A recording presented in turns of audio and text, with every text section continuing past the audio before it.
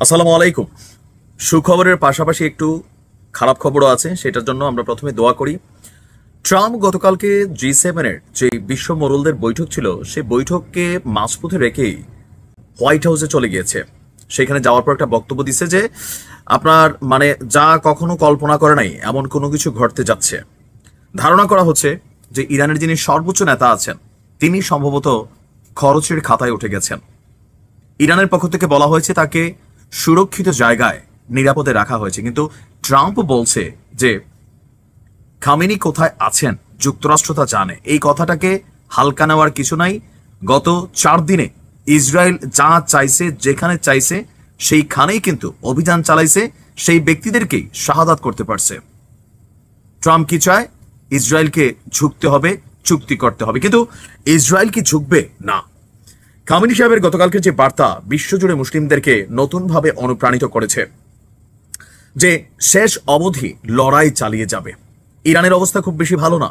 রাজধানী তেহরান ছেড়ে হাজার হাজার মানুষ বিভিন্ন জায়গায় চলে যাচ্ছে, পাশাপাশি অনেকে দেশ ছেড়েও বিভিন্ন দেশে যাওয়ার চেষ্টা করছেন, কারণ তেহরানে বড় ধরনের অভিযান চালাবে ইসরায়েল।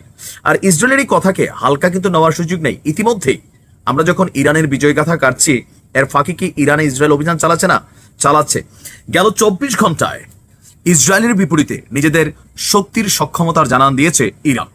ইরানের সেনাবাহিনী গত 24 ঘন্টায় 28টি শত্রু বিমানকে শনাক্ত করেছে এবং প্রতিহত করেছে দাবি করেছে ইরান। এর মধ্যে একটি ছিল শক্তিশালী গুপ্তচর ড্রোন, যা সংবেদনশীল স্থান থেকে তথ্য সংগ্রহের চেষ্টা করছিল। খবর হচ্ছে আল জাজিরা। প্রতিবেদন অনুযায়ী ইরানের সামরিক বাহিনীর দাবি তারা ইসরায়েলের একাধিক পৃথিবীর সবচেয়ে আধুনিক, যেটাকে বলা হয়ে থাকে যে যুদ্ধের গেম চেঞ্জার, F-35 স্টিলথ ফাইটার মানে এই যুদ্ধ বিমানটার মধ্যে স্টিলের একটা প্রলেপ আছে, যার কারণে এটা যখন আকাশে উড়ে আপনি এটাকে আইডেন্টিফাই করা কষ্টকর হয়ে যায়। কারণ নর্মালি মার্কারি বা যে কালারটা আপনি দেখবেন যে মার্কারি কালারের মধ্যে একটা আকাশের কালার পড়লে আপনি সহজে খুঁজে পাবেন না যে এখানে একটা গ্লাস আছে। তদ্রুপ এই স্টিলথ ফাইটার জেটগুলোকে এমনভাবে ডিজাইন করা হয়েছে যেটা যখন আকাশে উড়ে খালি চোখে আপনি দেখবেন না যে এখান থেকে কোনো বিমান আছে কিনা, রাডারকে ফাঁকি দেওয়ার জন্য। কিন্তু ইরান বলছে যে তারা এই ইসরায়েলের একাধিক 5টা F-35 স্টিলথ ফাইটার জেটকে তারা ভূপতিত করেছে এবং আরো শত শত ড্রোন তারা ভূপতিত করেছে। আপনার অন্যদিকে ইসরায়েল বলছে যে আপনার প্রতিরক্ষা বাহিনী যে ইরানে তাদের চলমান অভিযানে তারা যথেষ্ট সফলতা পেয়েছে এবং তাদের দাবি এই মুহূর্তে তেহরানের আকাশে সম্পূর্ণ বিমান শ্রেষ্ঠত্ব অর্জন করেছে ইসরায়েল। আর ইসরায়েলের দাবি যে তেহরানের আকাশ সীমার পূর্ণ নিয়ন্ত্রণ এবং দেশটির সর্বোচ্চ নেতা খামেনি সাহেবের অবস্থান শনাক্ত করে ফেলেছে আপনার ইসরায়েল। শুধুমাত্র ট্রাম্পের গ্রিন সিগন্যালের অপেক্ষায় আছে। অপরদিকে ইসরায়েল বলছে যে শত্রুদের বেশিরভাগ আক্রমণকেই প্রতিহত করা হয়েছে।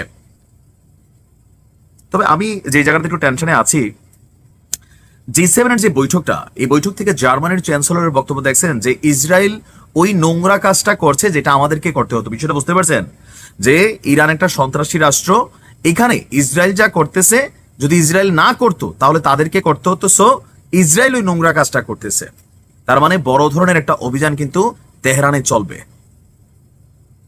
আর এই মুহূর্তে আমার মনে হয় তুরস্ক বলেন, রাশিয়া বলেন, চীন বলেন, গোপনে প্রকাশ্যে যেভাবেই হোক ইরানকে মেশিন দিয়া সহযোগিতা করতে হবে, মুখে মুখে কথাবার্তা, কূটনীতি। আমি আরবদের উপর আর ভরসা নাই। মিনিমাম লেভেলে তুরস্ক একটু ফরফরাই তো, বাট ফরফরানিতে আছে নাকি দিবে সেটা সময় বলে দিবে।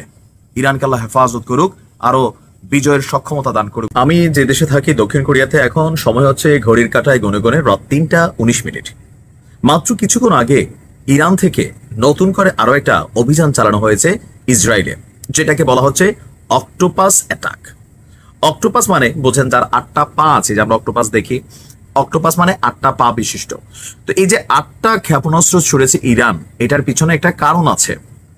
প্রথম, দ্বিতীয়, তৃতীয়, চতুর্থ দিনে এসে ক্ষেপণাস্ত্র হামলার পরিমাণ কমেছে, বাট এই যে 8টা ক্ষেপণাস্ত্র ছাড়ছে ইরান বলছে যে 8টি বিশেষ ক্ষেপণাস্ত্র ছোড়া হয়েছে ইসরায়েলের দিকে।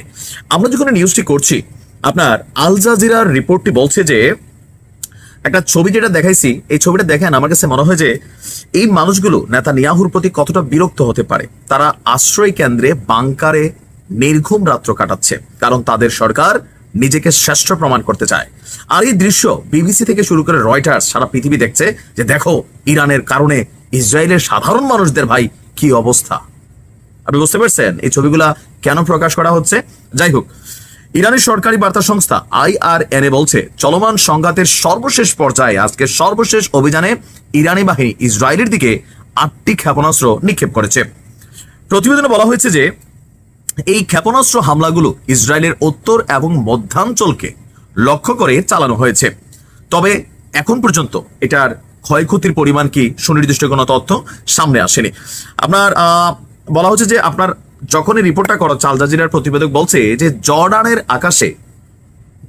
আকাশের বিমানের যে মানে সাইরেন গুলা এগুলা বাইজে উঠছে, মানে জর্ডানের আকাশসীমা অতিক্রম করে ইসরায়েলের দিকে চলে গেছে।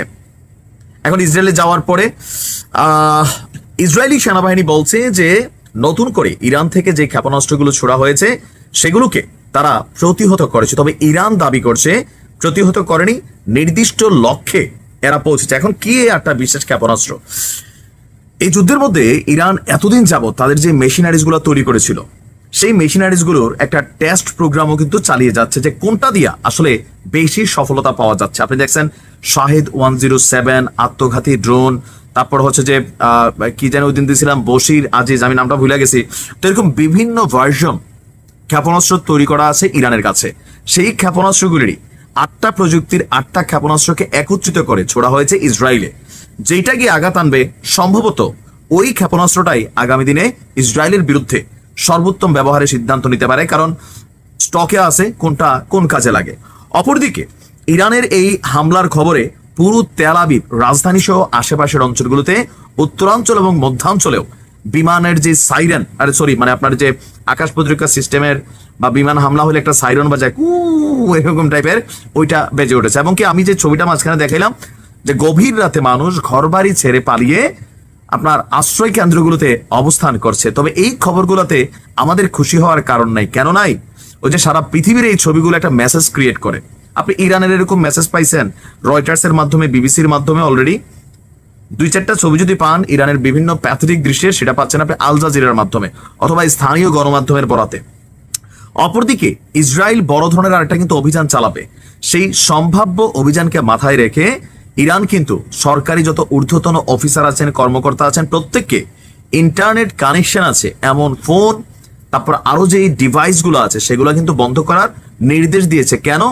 প্রযুক্তিকে ব্যবহার করেই ইসরায়েল কিন্তু ইরানের সর্বোচ্চ মানুষগুলো কোথায় আছে সেটা কিন্তু ট্রেস করছে। কারণ আমেরিকা, আরো যে দেশগুলো, আর ইসরায়েল তো নিজেই প্রযুক্তির বাবা, তো তারা কিন্তু আইডেন্টিফাই করে ফেলতে পারতেছে যে কোথায় আপনি আছেন, আপনার সর্বশেষ অবস্থান কোথায়। আর দেশের ভেতরে তো মির্জাফররা আছেই।